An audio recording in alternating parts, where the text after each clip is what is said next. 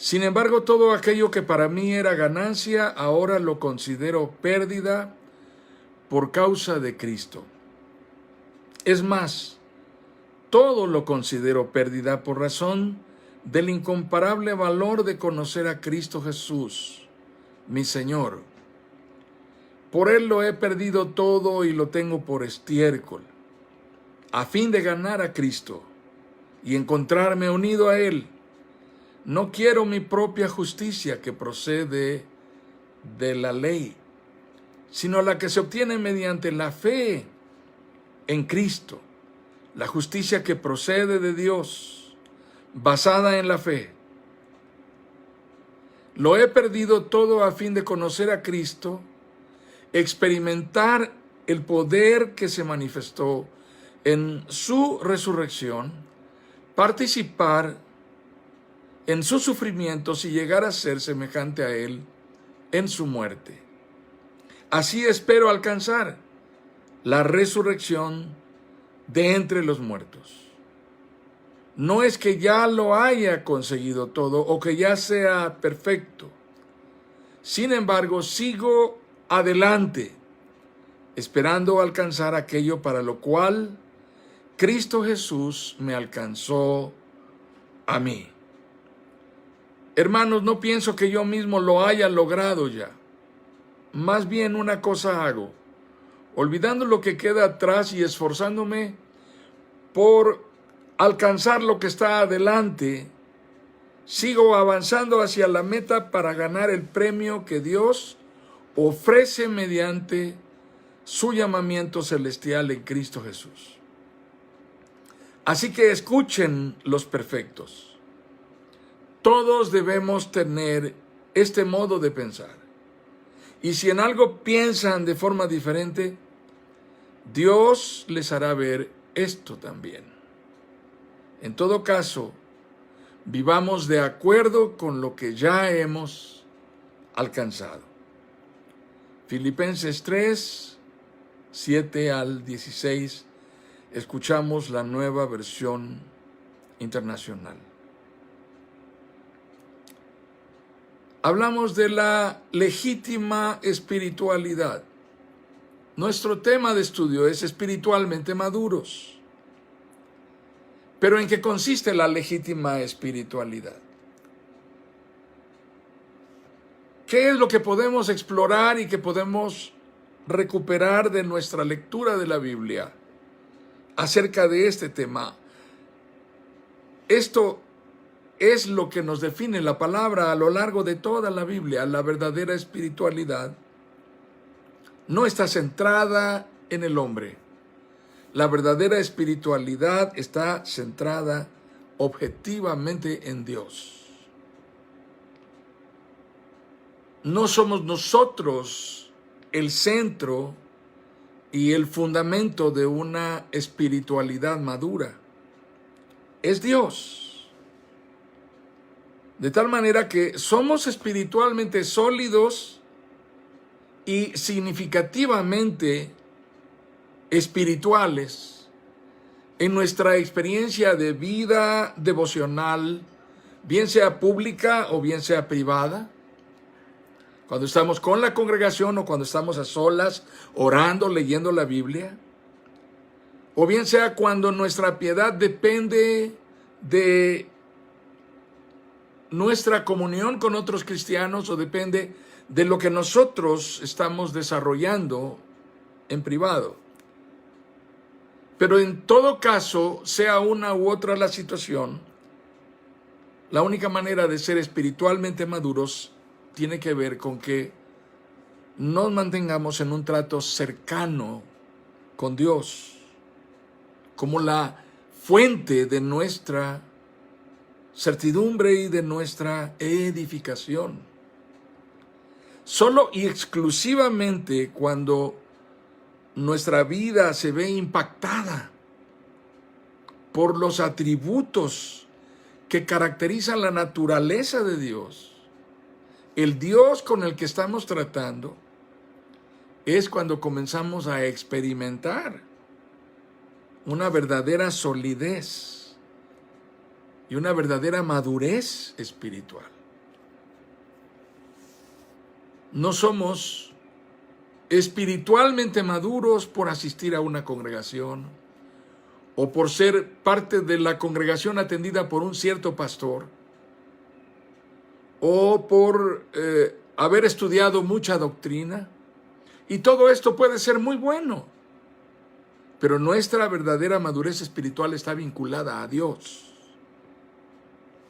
Así que lo que llamamos espiritualidad madura no es tanto lo que tú haces o lo que yo hago. No serás un cristiano espiritualmente sólido y maduro por hacer una agenda sobrecargada de ejercicios o de disciplinas devocionales, ayunos, oraciones, estudios bíblicos, trabajo misionero, tiempo privado de alabanza y adoración o tiempo congregacional en comunión con otros creyentes, lo cual pareciera ser el énfasis de muchos cristianos y de muchas congregaciones.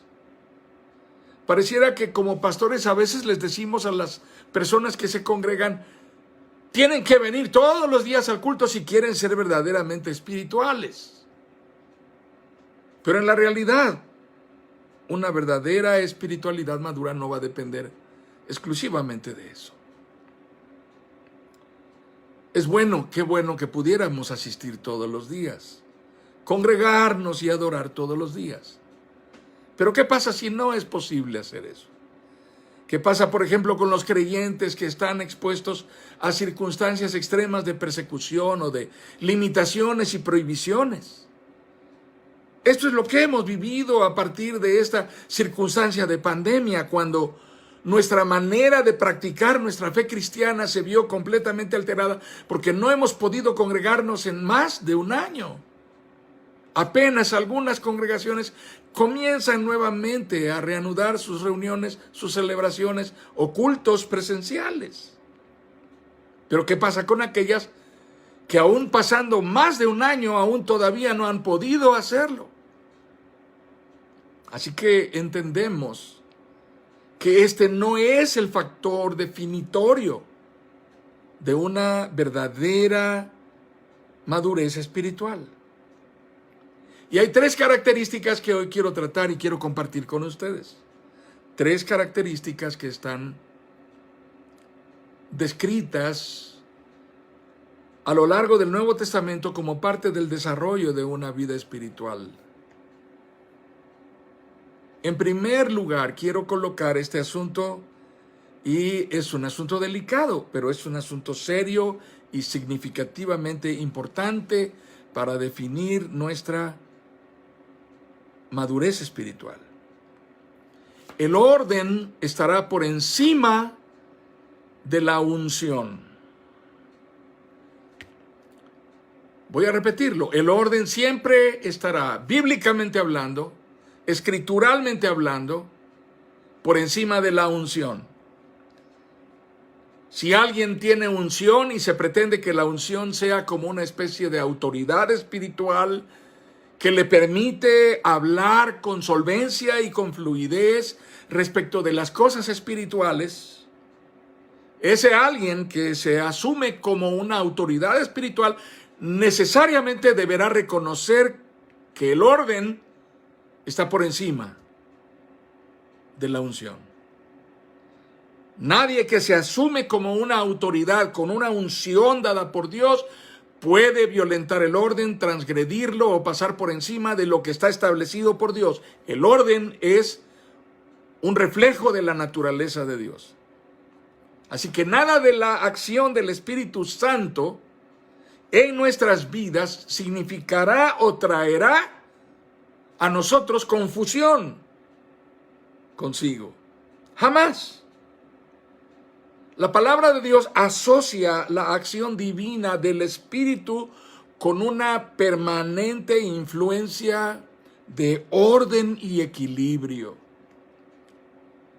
Donde quiera que el Espíritu Santo está obrando, hay orden y hay equilibrio. Esto es revelado desde el momento mismo de la creación. El Espíritu de Dios se movía sobre la faz de las aguas y lo que sucedió enseguida por la orden de la voz de Dios, la palabra de Dios, fue que hubo orden. Dios ordenó las cosas. A través de la historia de la salvación, la acción del Espíritu de Dios siempre reveló una influencia de orden y certidumbre en la vida de los hombres con los cuales Dios trató. Dios trató con hombres a los cuales los guió a vivir bajo su orden. Este fue el régimen para el pueblo de Dios. Esto fue lo que el pueblo de Dios aprendió, así fue enseñado, así fue instruido. La ley de Moisés es un testimonio de orden.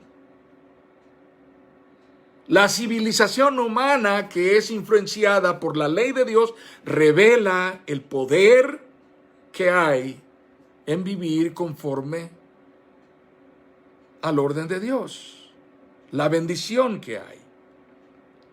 El Espíritu Santo comunica certidumbre. El Espíritu Santo comunica sentido de autoridad. El Espíritu Santo comunica sentido de honra y de dignidad.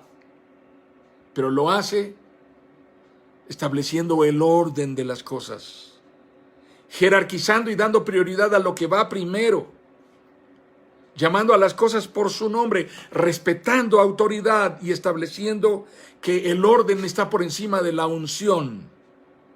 Es Él quien nos da interiormente la seguridad de ser hijos de Dios, y si hijos, entonces sujetos a la potestad del Padre para ordenar nuestros pasos. Amados hermanos, el rey David, quizá el rey más admirado, el más poderoso, la memoria de David es la memoria de la excelsitud regia en la historia de Israel. Quizá el hombre más poderoso. Cuando leemos en el libro de los Salmos las oraciones de David, la exclamación de su corazón clamando, buscando el favor y la aprobación de Dios, la oración reiterativa de David, la oración repetitiva de David es: Señor, hazme saber el camino por donde ande. Ordena mis pasos, endereza mis pasos, corrígeme, instrúyeme, no me dejes caer. El orden está antes que la unción. Jamás en la Escritura la unción, la visión o el anhelo del hombre, el sueño que el hombre tuvo, aquello que ambicionó hacer, estuvieron por encima ni sobre la preeminente dirección y autoridad del Espíritu Santo reveladas en la palabra. Así que aun cuando David algún día soñó, le haré una casa a Dios, aún en esas circunstancias, el rey tuvo que someter su autoridad, su unción de rey, al orden de Dios.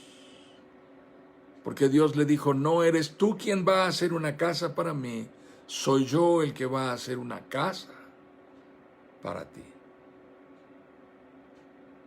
Así que aún los más sublimes anhelos o las intenciones más nobles fueron siempre sujetos a la soberanía de la voluntad expresamente revelada de Dios.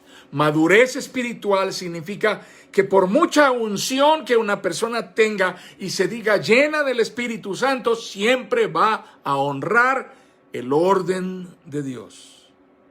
Ninguna forma de espiritualidad madura, bíblicamente hablando, estará fundada en la confusión, el entusiasmo basado en sensualidad o en el predominio de criterios a partir de la espontaneidad,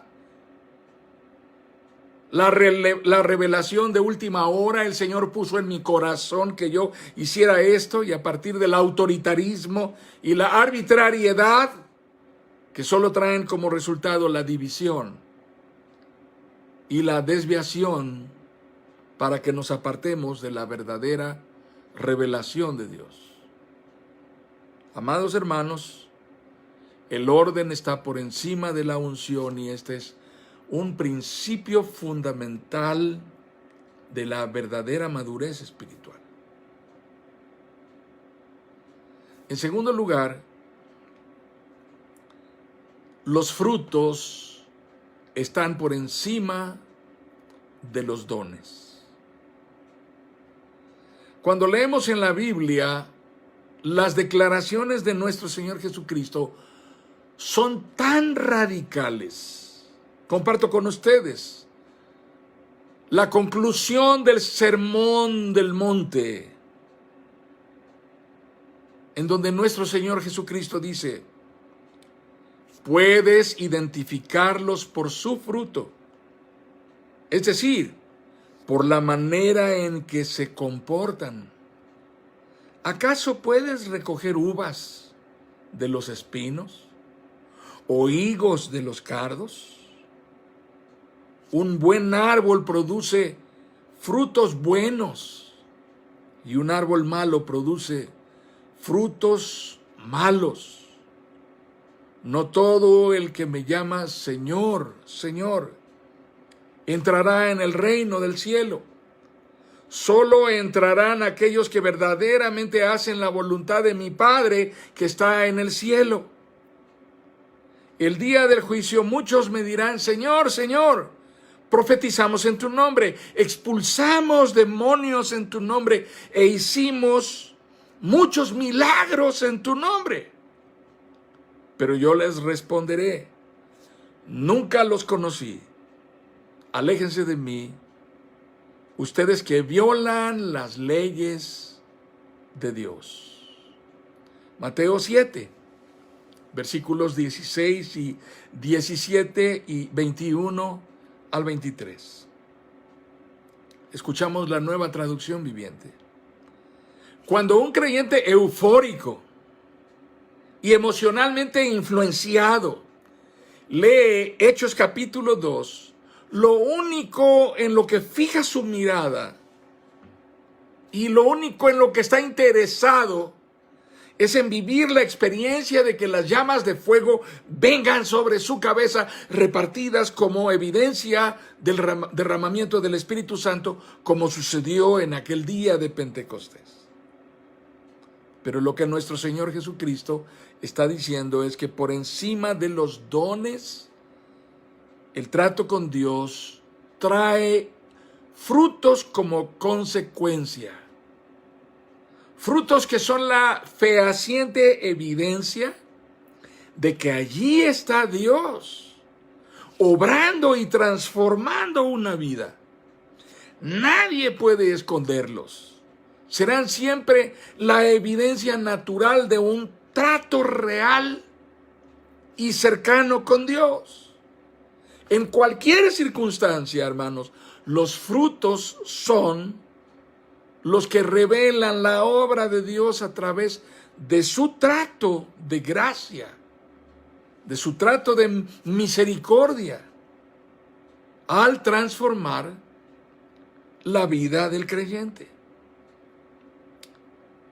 El reflejo del trato con Dios en nuestras vidas viene del interior de la persona, en donde el Señor ha cumplido su propósito de regeneración, hacernos nueva criatura por la obra de su Espíritu Santo.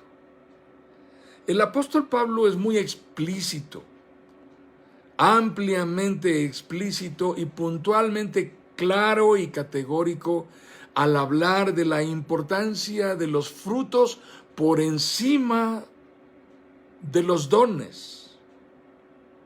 Cuando leemos primera a los Corintios, capítulo 13, el apóstol Pablo hace este énfasis: si pudiera hablar todos los idiomas del mundo y de los ángeles, pero no amara a los demás, yo solo sería un metal ruidoso o un címbalo que resuena. Si tuviera el don de profecía y entendiera todos los planes secretos de Dios y contara con todo el conocimiento, y si tuviera una fe que me hiciera capaz de mover montañas, pero no amara a otros, yo no sería nada. Si diera todo lo que tengo a los pobres y hasta sacrificara mi cuerpo, podría jactarme de eso. Pero si no amara a los demás, no habría logrado nada. Es primera a los Corintios, capítulo 13, versículos 1 al 3. Saben, amados hermanos, hay congregaciones enteras y ministerios y liderazgos enfocados en enseñar a las personas que una verdadera espiritualidad radica en tener dominio sobre las lenguas, profecías, entendimiento de los secretos de Dios, fe suficiente para mover montañas, pero no enfatizando el amor por los demás. El mismo apóstol Pablo hace énfasis en el capítulo 14, primera a los Corintios 14. Amados hermanos, no sean infantiles en su comprensión de estas cosas. Sean inocentes como bebés en cuanto a la maldad, pero maduros en la comprensión de asuntos como estos. Pues Dios no es Dios de desorden, sino de paz, como en todas las reuniones del pueblo santo de Dios.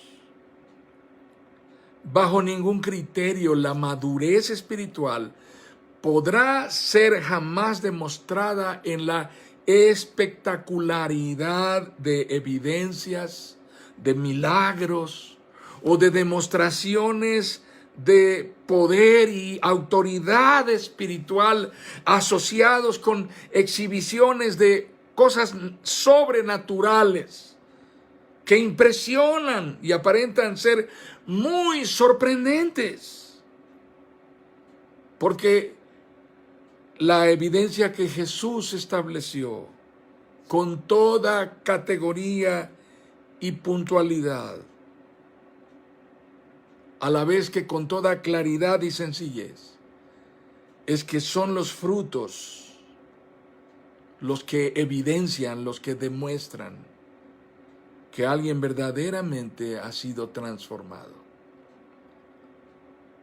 Esto es en contraposición de los dones, porque nuestro Señor Jesucristo enseñó que muchos llegarán diciendo: hicimos milagros, en tu nombre echamos fuera demonios. Son dones manifestándose de manera sorprendente. Pero el Señor Jesucristo dijo: la evidencia no es eso. La evidencia son los frutos que revelan la influencia del trato de Dios en la vida de una persona. En tercer lugar, el carácter está por encima de la expresión.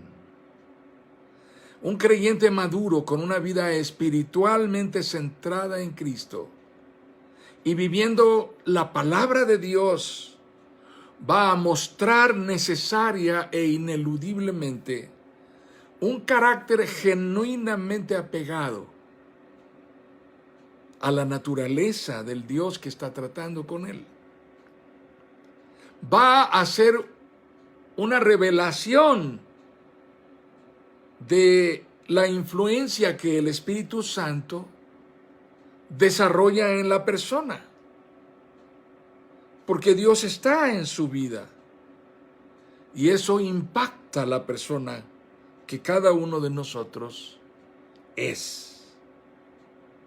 Así que hemos hablado de los frutos y el impacto de los frutos queda demostrado en el carácter, que es la persona que yo soy por dentro, haciéndose visible en mis maneras de reaccionar. ¿Cómo reacciono? ¿Cómo enfrento las circunstancias? Aún las circunstancias más desagradables, aún las circunstancias más adversas, aún las circunstancias más inesperadas y sorprendentes. ¿De qué manera reacciono? ¿Cuál es mi manera de responder ante ello? Ahí es en donde queda evidenciado mi carácter como cristiano. Se revela en cómo trato a otros, cómo trato a mi esposa, cómo trato a mis hijos, cómo trato a aquellos que tengo alrededor, de qué manera me muestro hacia los vínculos que son más significativos en mi vida, los más cercanos. Uno de los temas de nuestros tiempos es la violencia al interior de las familias. Así que consideren ustedes lo que sucede cuando estamos hablando del carácter de una persona que está siendo transformada, influenciada por el Espíritu de Dios para mostrar los frutos de ese trato con Dios.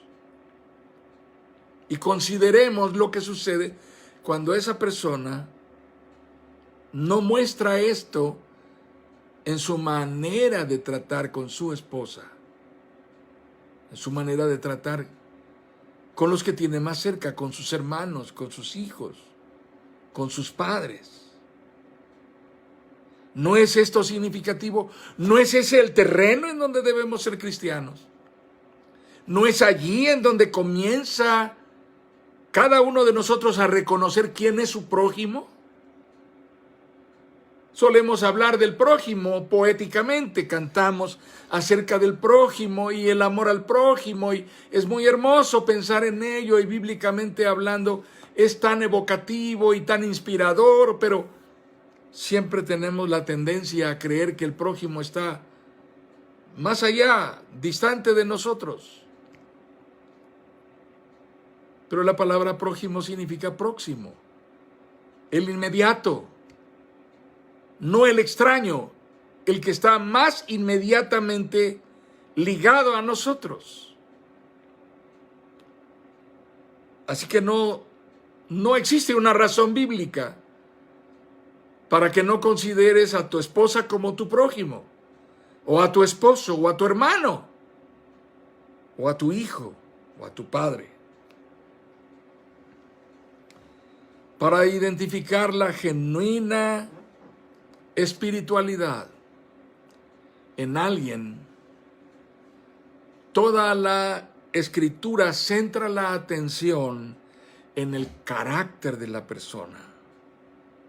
Así es como la Biblia está diciéndonos a todos y cada uno de nosotros: si quieres identificar a un creyente que ha desarrollado una verdadera piedad cristiana, esto es, una espiritualidad madura, un creyente lleno del Espíritu Santo, observa su manera de ser. Observa su manera de relacionarse y tratar a todos. Fíjate en su personalidad. Centra tu atención en sus respuestas y en sus actitudes ante circunstancias inesperadas, sorpresivas.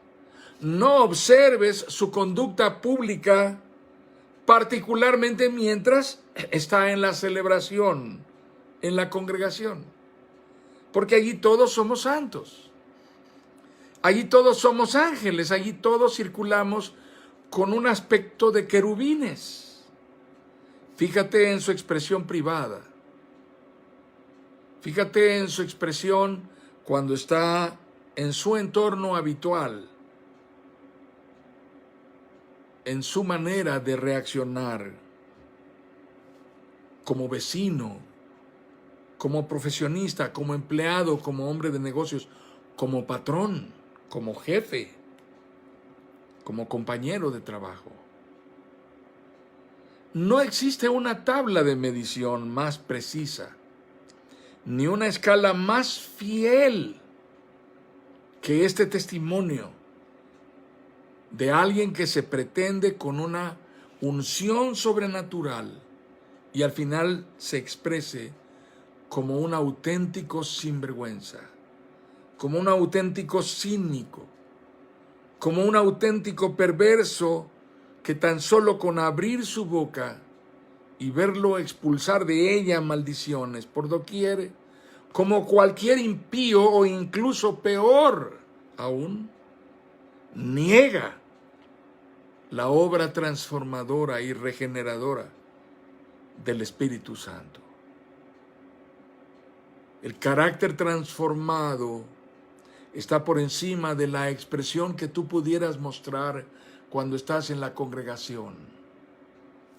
El carácter es la sede de la persona interior y en consecuencia el testimonio más claro, más contundente de la influencia del trato de Dios con nosotros.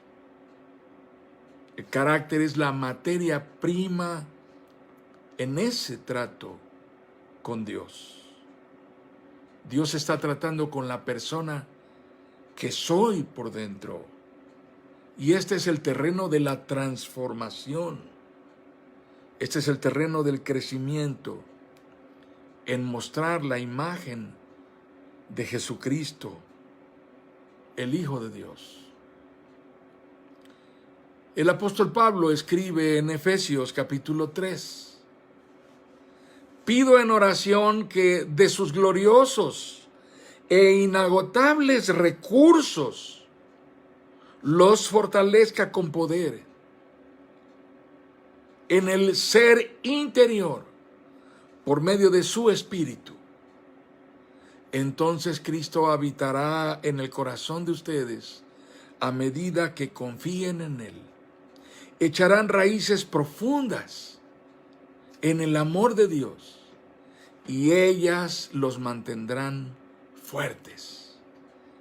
Espero que puedan comprender como corresponde a todo el pueblo de Dios cuán ancho, cuán largo, cuán alto y cuán profundo es su amor.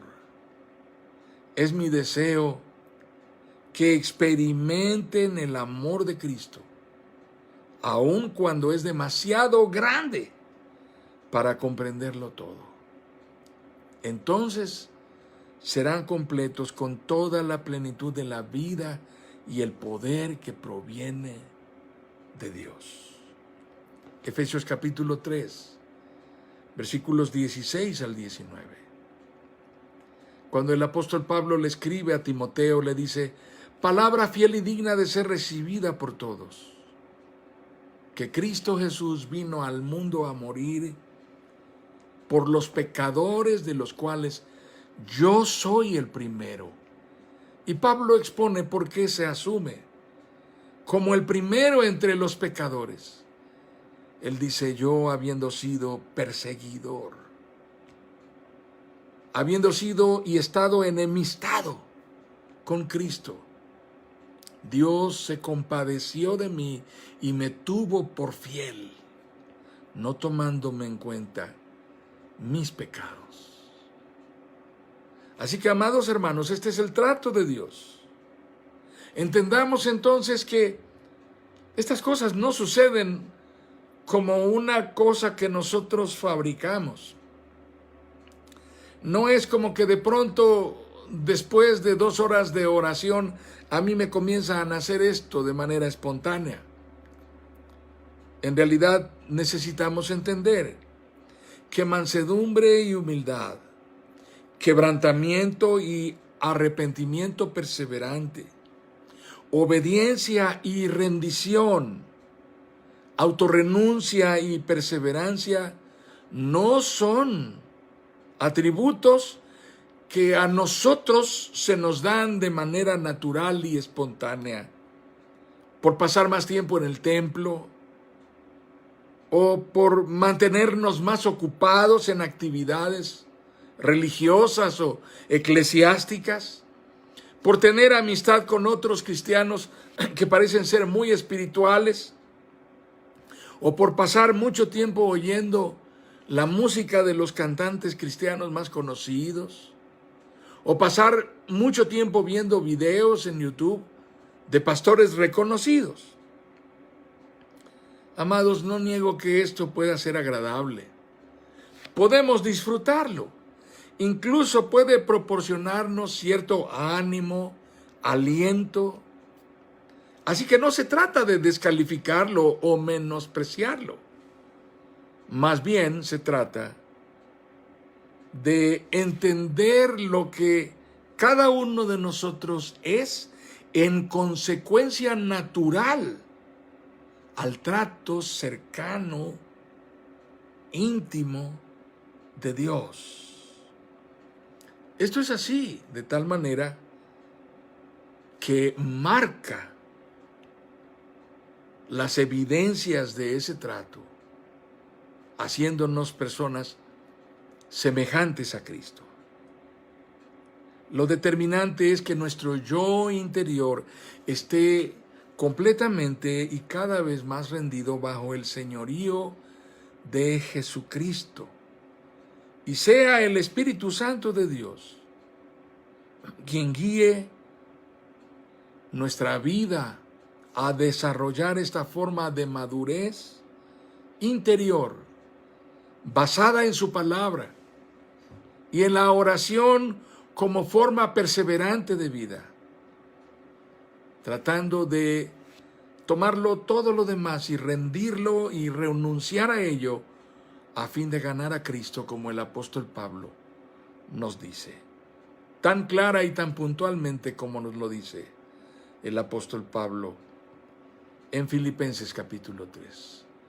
Y no es que ya lo haya alcanzado yo, sino que prosigo a la meta a fin de lograrlo. Y esta es, amados hermanos, la carrera en la que todos estamos. No es una carrera de velocidad y no se trata de esforzarnos por ver quién llega primero. Es una carrera de perseverancia y resistencia para que todos lleguemos a la estatura de la imagen de Dios en Cristo Jesús. Este es el propósito de Dios, y esto es una espiritualidad madura.